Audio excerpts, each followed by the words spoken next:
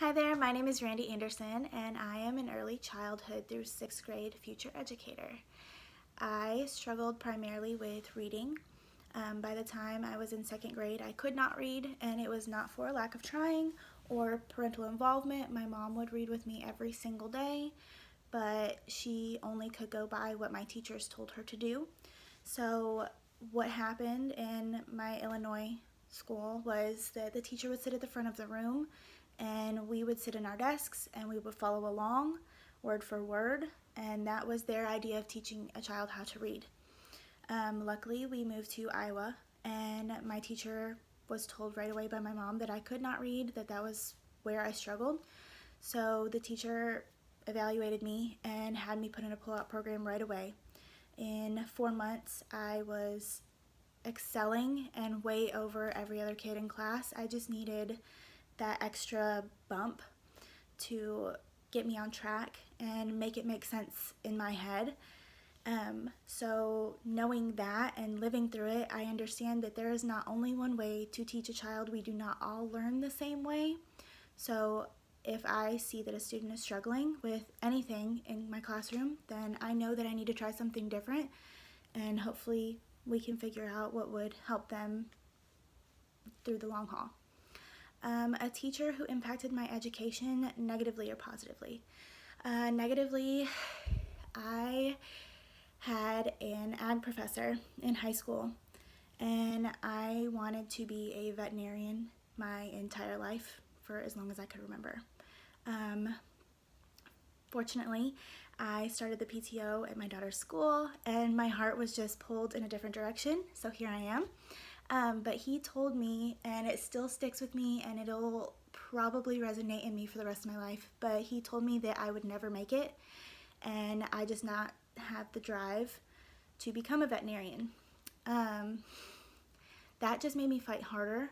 I was about 6 classes away from getting my bachelor's in pre-vet when I was submerged into my daughter's school, and I realized that that was not where my heart was anymore.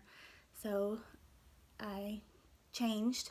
I also had a professor in that same field at SAM, actually Mark Anderson, said the first day of class when I first started SAM that if I do not know you and you think that you're about to graduate or get your diploma and move on, and we're not on a personal level, then chances are you're probably not going to graduate.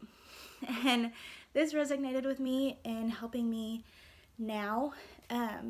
I ask questions.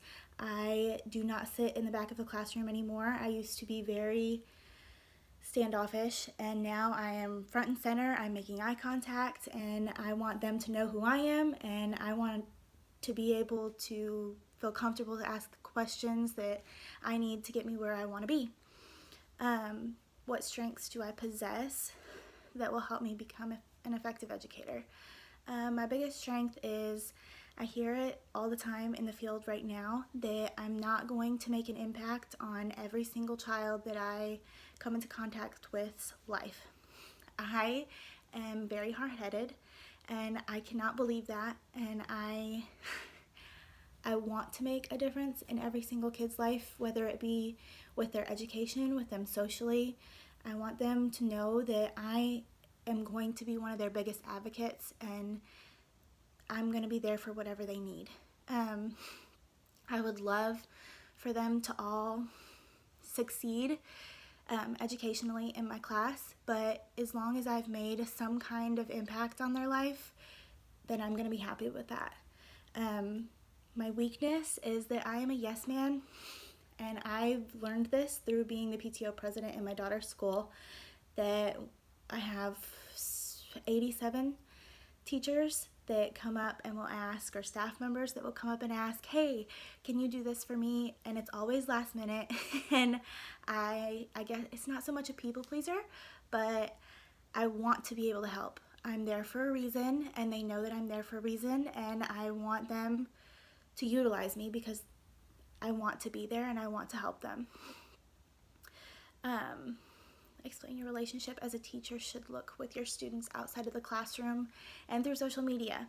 Outside of the classroom, I deal with it right now. Kids come up to me at Walmart because they know who I am from my daughter's school, and it's fine, it's great. I always make sure to introduce myself if the parent doesn't know who I am because their child's running up and hugging me.